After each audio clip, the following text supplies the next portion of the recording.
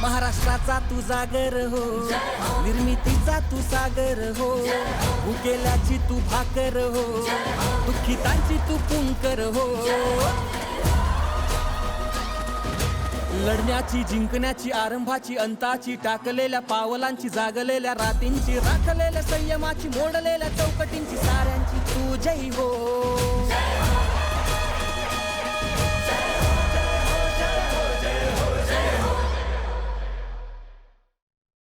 नमस्कार. जय हो सोल्युशन्सकृत आणि राजा माने मंदा माने प्रस्तुत सह्याद्री वाहिनीवरील जय हो या विशेष मालिकेमध्ये मी समीरा गुजर, ज्येष्ठ पत्रकार राजा माने यांच्या समवेत आपणा सगळ्यांचं सहर्ष स्वागत करते. महाराष्ट्र ही संतांची भूमी आहेच, पण त्याच सोबत ही भूमी सहकार चळवळीची पंढरी सुद्धा आहे. ग्रामीण भागाचा कायापालट करायचा असेल तर सहकार आणि साखर उद्योग हा त्याचा मुख्य कणा मानला जातो.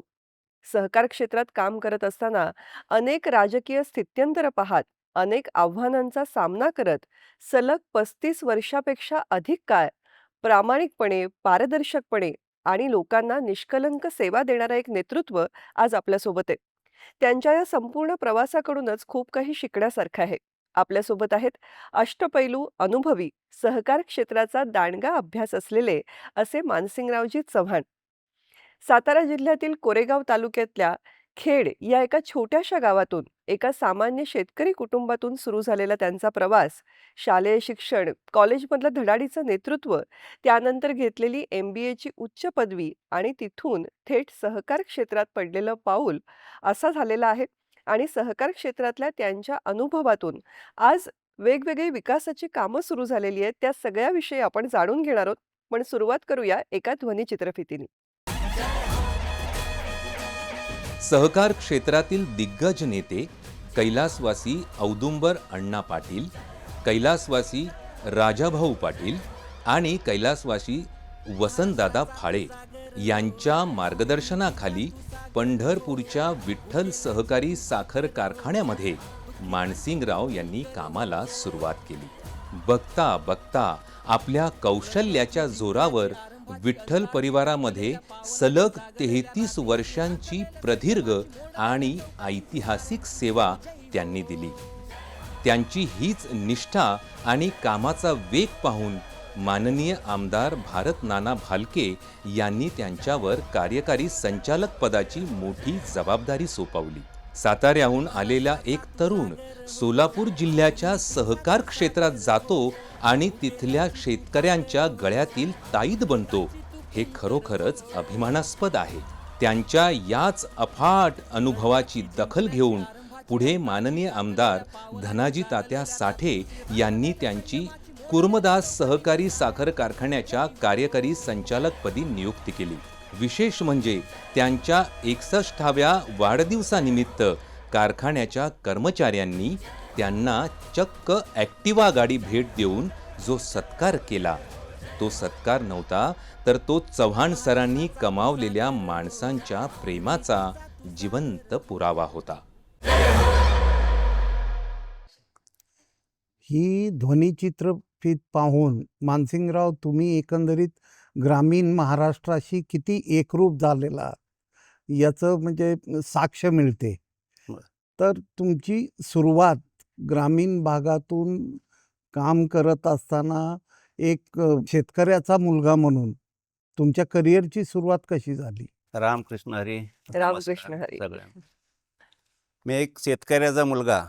लहानपणापासूनच शेतीची आवड, शैक्षणिक तसंच नेतृत्व कलागुणांचा अभ्यास झाल्यामुळं मी सहकार क्षेत्राकडे वळण्याचं कारण की शेतकऱ्यांची प्रश्न लहानपणापासून समजून घेत असल्यामुळं आणि त्यांची नाळ जोडल्यामुळं मला या क्षेत्राकडे जाण्याचा लहानपणापासून ओढच होती.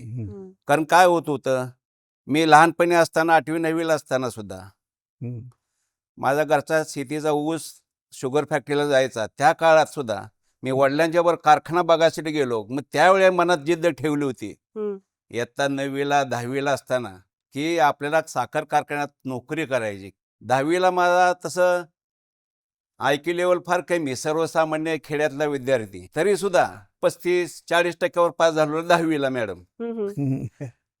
त्यानंतर परत 12वीला सुद्धा 45% पास झालो. हं. मग कुठं साईडला जायचं तर आर्टला साईडला जायचं. पण आर्टला साईडला जाऊन सुद्धा शेवटी मी हिस्ट्री हा विषय घेतला होता. हं, हं. कारण त्यावेळेस स्टँडर्ड म्हणजे अभ्यासाचं खेडेगावातनं गणित कच्चं, हा सगळं इंग्लिशचं कच्चं. मी 8वीला गेल्यानंतर आम्ही ABCD शिकलोय. बापरे! तरी सुद्धा MBAला जायची जिद्द. हं. मग MBAला जाण्याच्या उद्देशानं मी संपूर्ण तयारी केली आणि MBAला गेल्यानंतर पाहतो तर काय सगळे विषय इंग्लिशमधून. हं. मॅथ, स्टॅट, कॉस्ट, अकाउंटिंग सगळे डोक्यावरचे विषय. हं. पण जिद्द नापास व्हावं आणि नाही जावं तर घरी शेती करण्याशिवाय पर्याय नव्हता. हं, हां. हं. ह्या भीतीपोटी असू द्या किंवा त्यावेळी. मग काही जणांची लेवल 8वीला असताना IQ लेवल वाढते, 10वीला असताना वाटते, काही जणांची 12वीला गेल्यानंतर वाटते. काय जसं म्हातारपणी बाळसे येतात त्याप्रमाणे माझं झालं. मला MBAला गेल्यानंतर माझी IQ लेवल वाढली. मार्क लिस्ट किंवा गुणांच्या याच्यात आपण जरी शालेय जीवनापासून कमी वाटत असलं तरी तुम्हाला समज की ज्याला तुम्ही आत्ता IQ म्हणाले, हां. खरं तर सामाजिक बुद्ध्यांक तुमचा लहानपणापासूनच विकसित चांगलाच होत होता असतो. असं म्हणावं हो, लागेल. हो. फक्त कसं आहे त्याला अकॅडमिक चौकटीत बसवण्याचं काम तुम्ही MBAला गेल्यानंतर तुम्ही केलं, तुमच्या जिद्दीनं केलं हं. असं म्हणावं लागेल. पण तुम्हाला सहकार क्षेत्राची ही जी ओढ लहानपणापासून निर्माण झाली आणि तरुणपणी तर तुम्ही अगदी खेचल्यासारखे त्या क्षेत्राकडे गेलात. त्याला कारणीभूत काही व्यक्तिमत्व होती का? होते ना. मी पहिल्यांदा ज्या वेळेला मी MBA झालो, त्यानंतर पहिल्यांदा साखर कारखानदारीत किंवा सहकार क्षेत्रात काम करणारे दिग्गज नेते मी अगोदर पाहिले होते. सन्माननीय आदरणीय कलावंत वसंतदादा पाटील, हं. ज्यांनी महाराष्ट्राच्या शेतकऱ्यांसाठी त्यांचा आदर्श मी डोळ्यात पडला. ते इतकं करू शकतात की शेतकऱ्यांसाठी सारखी मोठी संस्था काढली. हं. मग आपण काहीतरी केलं पाहिजे शेतकऱ्यांच्या कुठंतरी. कारण मी स्वतः ओरिजिनल माझे आईवडील शेतकरी कुटुंबातले आहेत. त्यामुळं मला सहकार क्षेत्राने शेती क्षेत्राकडे जाण्याची ओढ लागली. त्यात मी प्रथमतः आदरस्थान देईल सन्माननीय कैलासवासी वसंतदादा पाटील, माजी मुख्यमंत्री, आणि त्यानंतर आदरणीय चंद्रजी पवारसाहेब यांनी शेतकऱ्यांसाठी सहकारासाठी इतक्या गोष्टी केलेल्या आहेत. आणि त्याच्याही अगोदर जाऊन सांगेन की पण ते फार जुने आहेत. सहकार तत्वावरचा पहिला साखर कारखाना ज्यांनी काढला विखे पाटील साहेबांनी, हो. हं, हं. आशिया त्यांना किती खंडात त्रास झाला असेल. मग हे मोठं इतकं करू शकतात, मग आपण खारीचा वाटा म्हणून काहीतरी सहकारात जायला पाहिजे, काहीतरी सेवा दिली पाहिजे म्हणून साठी मी सहकार क्षेत्राकडे वळलो. हं, हं. तुमच्या व्यक्तिमत्वात किंवा रामकृष्ण हरी हे सतत असतं. पंढरपूरच्या मातीत तुम्ही जास्तीत जास्त तुमचा काळ गेलेला आहे. तर तिथंही तुमच्या जीवनाला कलाटणी देणारं असं काही घडलं का? मग आमचं तसं कुटुंब धार्मिक आहे, पण पंढरपूरला जायचं खूप वर्षानुवर्षानं कधीतरी योग यायचा. पण ह्या कलाटणीला एकमेव व्यक्ती म्हणजे पंढरपूर तालुक्यातले किंवा महाराष्ट्रातले एक साखर धंद्यातील सहकार क्षेत्रातील दिग्गज व्यक्तिमत्व म्हणजे कैलासवासी औदुंबर अण्णा पाटील, की महाराष्ट्रातील प्रत्येक साखर कारखान्याने त्यांचा आदर्श घ्यावा. हं. तो म्हणजे विठ्ठल सहकारी साखर कारखाना. विठ्ठल सहकारी साखर कारखान्यातलं कामगार असू द्या, कुठल्याही कारखान्यात गेला विठ्ठलमध्ये 5 वर्ष अनुभव असला तुम्हाला लगेच नोकरी मिळायची. 1 वर्षाचा अनुभव असते. कारण त्या माणसानं त्यांना आदर्श मानून मी सहकारात जे काम केलं आणि MD पर्यंत जे पदापर्यंत पोचलो, हं. हा कैलासवासी कर्मवीर औदुंबर अण्णा पाटील. त्यांना कर्मवीर पदवी होती मॅडम. हं. आर्थिक नियोजन, आर्थिक नाही. काटकसर, पारदर्शी कारभार या पद्धतीचा संस्कार स्वर्गीय औदुंबर अण्णांमुळं तुमच्यावर झाला. आता तिथं काम करत असताना महाराष्ट्रातल्या सहकार क्षेत्रापुढं आणि ऊस उत्पादक शेतकऱ्यापुढं नक्की कुठले प्रश्न आहेत असं तुम्हाला वाटतं? संपूर्ण सहकारी साखर कारखाना जर पाहिलं का नाही, हं. प्रत्येक कारखान्याचे वेगवेगळे प्रश्न आहेत. प्रायव्हेटवाल्यांचे प्रश्न वेगळे असतात. हा सहकारी कारखान्याचा प्रश्न म्हणले तर प्रथमतः आर्थिक प्रश्न, हं. FRP देण्याचा प्रश्न, शासनाच्या नियमाप्रमाणे. हं. कारण FRP देताना दिलेल्या ऊसाचं शेतकऱ्यांना FRP देणं योग्यच आहे. पण FRP त्याला समजा ₹35 दर निघाला एखाद्या कारखान्याचा, तर त्या साखर कारखान्याच्या मॅनेजमेंट पुढं असा उद्योग असतो की ह्या पैशाचं आपण जुळवाजुळव कशी करायची.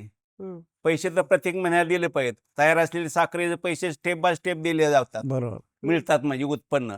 म्हणूनसाठी साखर कारखान्यांनी बाय प्रॉडक्टमध्ये जाऊन वेगवेगळ्या प्रकारची बाय प्रॉडक्ट आहे, डिस्टिलरी आहे, कोजन आहे, आमकं खूप खूप आहेत करण्यासारखं. हं. यात गेल्याशिवाय FRPचा मेळच लागत नाही. साखर कारखानदारीला एकच मी सांगू शकेन की कमीत कमी खर्चात जास्त उत्पन्न काढणं, कमी वेळेत जास्त उत्पन्न काढणं, हं. आणि दुसरं पर्याय की कमीत कमी कर्ज.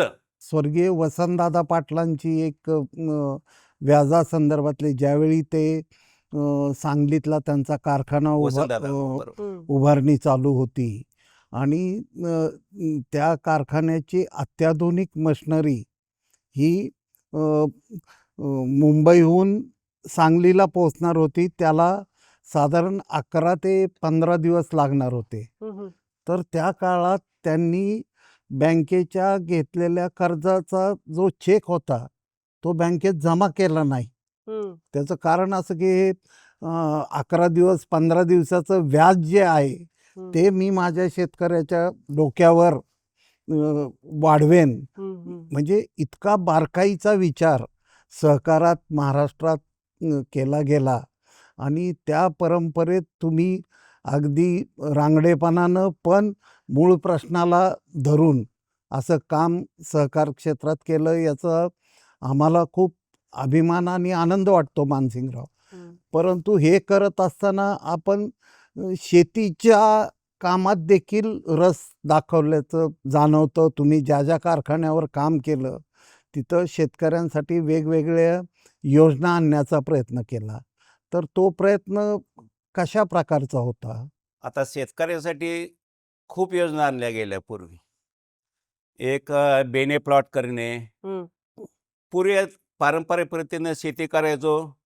चांगली शेती केली तर 30 टन 40 टन एकरी उत्पन्न निघायचं. हं, हं. तेच बेण्यामध्ये बदल, कारखान्याने बेने प्लॉट तयार करणे, स्वतःचं बेनं सभासदांना देणे आणि ऊस गेल्यानंतर पैसे वसूल करणे, ह्या स्कीममध्ये. त्यामुळं 100, 110, 120 टन ॲव्हरेज मिळायला लागलं.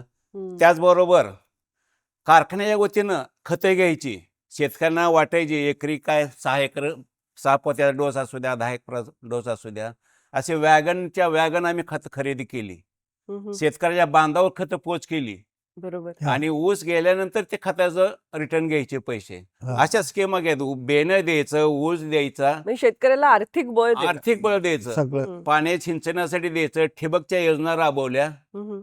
कमीत कमी पाण्यात जास्तीत उत्पन्न निघावं ह्या दृष्टिकोनावर चारी बाजून क्या. आणि मेन काय आहे ह्याच्या मागचा साखर कारखानदारीचा दृष्टिकोन, उद्देश काय आहे? इतकं सहकार्य करायचं, मेहनत करायची. शेतकरी सभासद, हा सभासदांच्या मालकीचा सहकारी कारखाना चालला तर सगळं चक्र चालणार, चक्र फिरलं तर सगळे आर्थिक व्यवहार चालणार.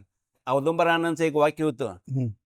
की शेतकऱ्याच्या घरातनं चुलीतनं सोन्याचा धूर निघाला पाहिजे. वा. हं, हं, हं. हं. त्याप्रमाणे सगळ्या शेतकरी हा केंद्रबिंदू समजून त्याची लागणाऱ्या प्रत्येक गोष्टी, हं. त्यासाठी एक कारखान्यावर पतसंस्था काढलेली होती, हं. यशवंतराव चव्हाण पतसंस्था म्हणून. त्या माध्यमातून शेतकऱ्यांना कर्ज द्यायचे. परत हं, हं. काय कारणास्तव ते परत ऊस गेले की वसूल करायचे. म्हणजे शेतकऱ्यांच्या कुठं बँकेच्या मागे लागण्याची गरज नाही, कोणी देतही नव्हतं. बरोबर. आपलीच पत तयार करायची, आपलीच पत आपल्याच लोकांना द्यायचं. हं. ह्या तत्वावर शेतकऱ्यांचे संबंध आहे. शेतकऱ्याची कुटुंब व्यवस्था हा खरं तर आजच्या सहकाराचा आधार आहे किंवा बेस आहे. तुम्ही तुमच्या कुटुंबाबद्दल काय सांगाल? माझं कुटुंब तसं म्हटलं तर 5 भावंडांचं. हं, हं. 4 भावंडं सातारला गावाकडे असतात. माझं मुळात सदन शेतकरी म्हणून कुटुंब आहे. एकत्रच कुटुंब आहे अजून. हं, हं. पण 3 गावाला शेती आहे. मग प्रत्येक तिन्ही गावी 3 भाऊ शेती बघतात. प्युअर शेती म्हणजे सुशिक्षित असून शेती बघतात. वा. एक भाऊ कॉन्ट्रॅक्टर आहे. हं, हं. आणि फक्त ह्या 4ही कुटुंबातला मी एकच व्यक्ती आहे की सहकार क्षेत्रात हं.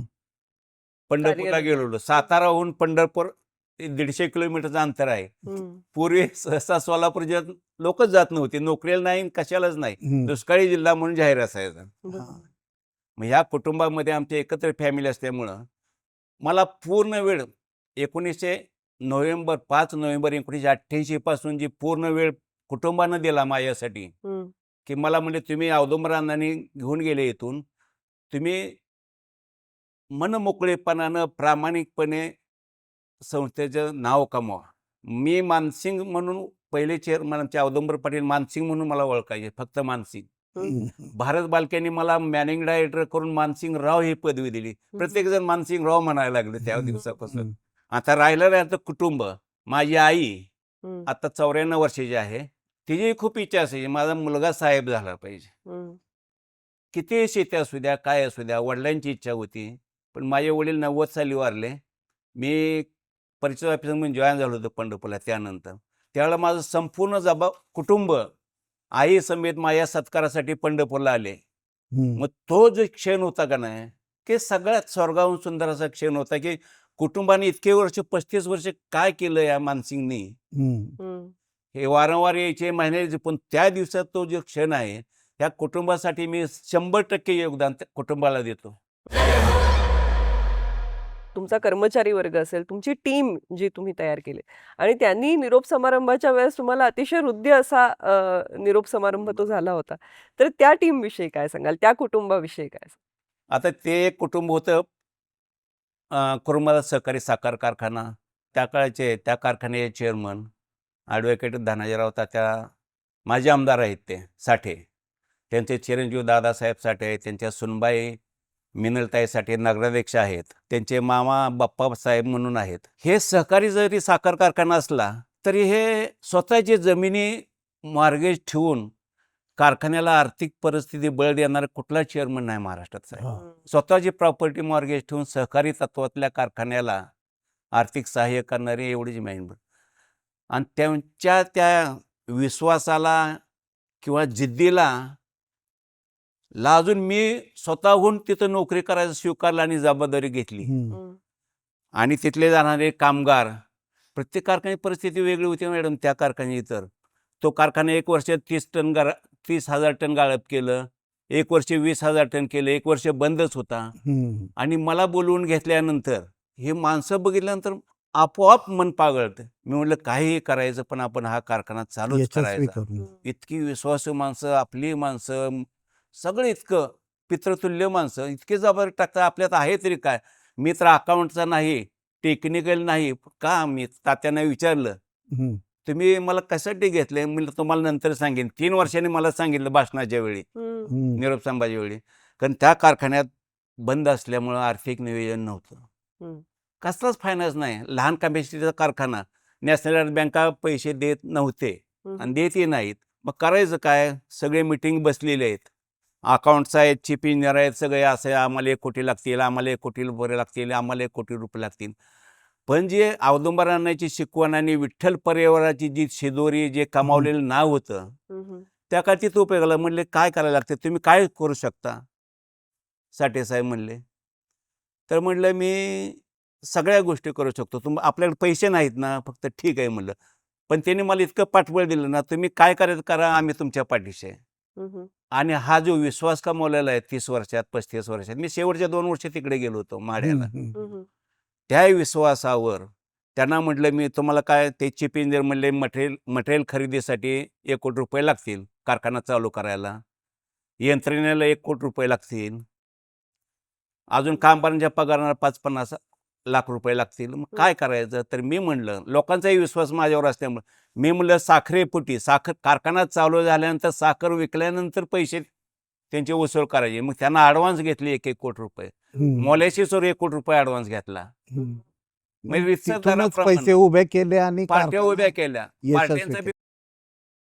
व्यापाऱ्यांच्याकडनं माल घेतला, उधारीवर सगळं घेतलं हं. आणि कारखाना योग्यरित्या चालू झाला. 1-1.5 लाख टन क्रशिंग झालं. त्या पैशातून सगळं देत गेलो. मग राहिला प्रश्न, कामगारांचा पगार कुठनं करणार म्हणले तू? हं. हं. साखर देणार, मोलॅसिस देणार त्यांच्या लोकांना, व्यापाऱ्यांना.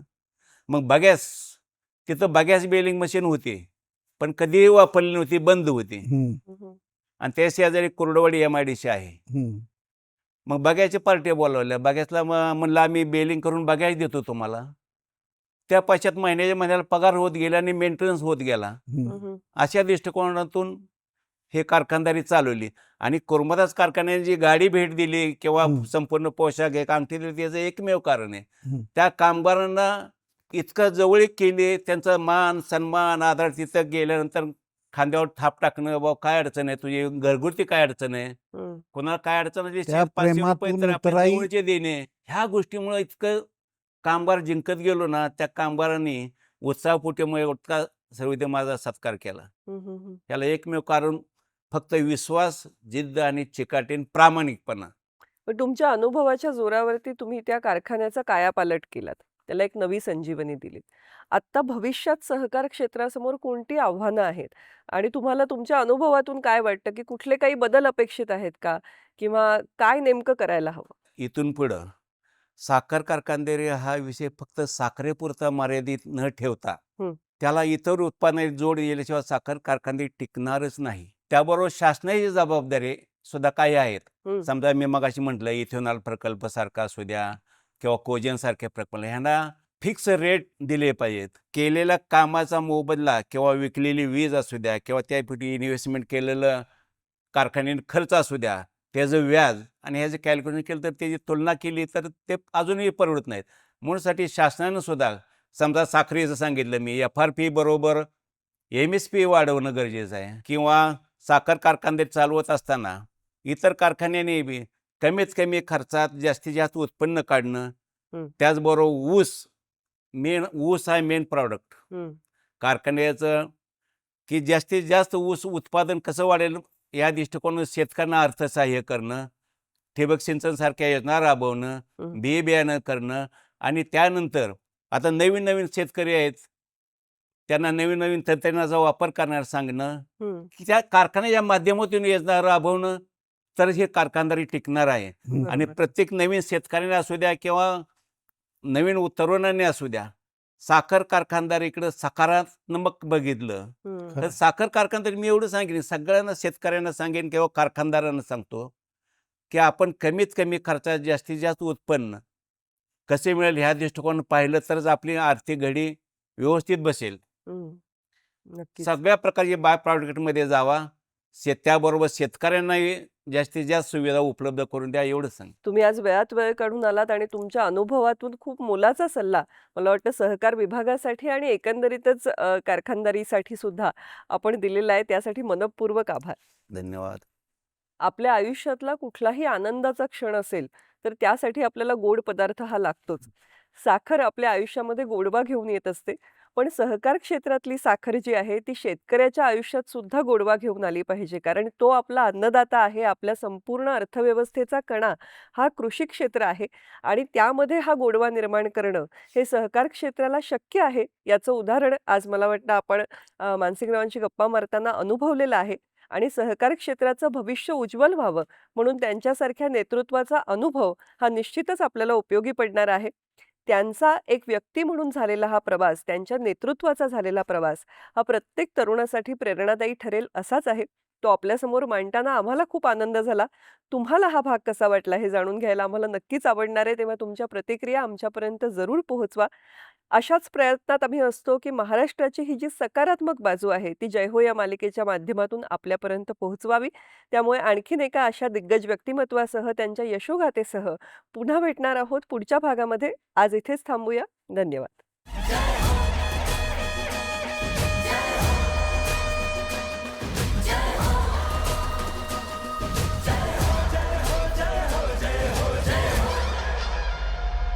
महाराष्ट्राचा तू जागर हो, निर्मितीचा तू सागर हो, भुकेल्याची तू भाकर हो, दुःखितांची तू पुंकर हो.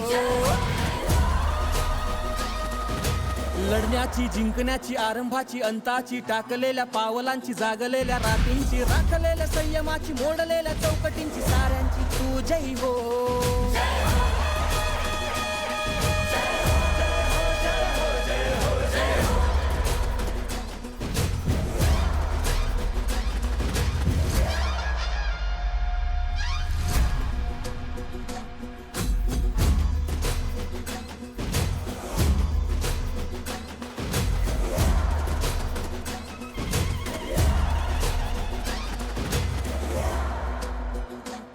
म्हणजे जसं एक प्रश्न बघला तर एक प्रश्न जाऊ द्यायचा, दुसऱ्यावर घ्यायचा.